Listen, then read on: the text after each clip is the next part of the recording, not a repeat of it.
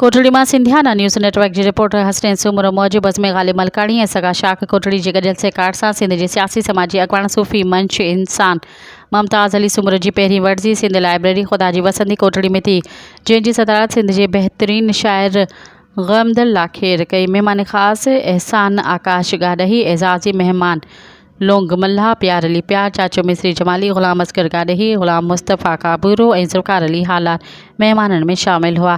गॾियाणी की शुरुआत शाह साईं जी वाई सां कई वे। महफ़िल के सदर चयो त बज़्म ग़ालिब मलकानी के दोस्तन के जस ॾिजे थी, जिन अदबी महफ़िलूं सजाए सिंध के विछड़ी वियल हीरन के याद करे भेटा ॾिनी। ज़ुल्फ़ार अली हालात मुमताज़ सुमर जी कयल ख़िदमतुनि खे ख़राज तहसीन पेश कजे थी।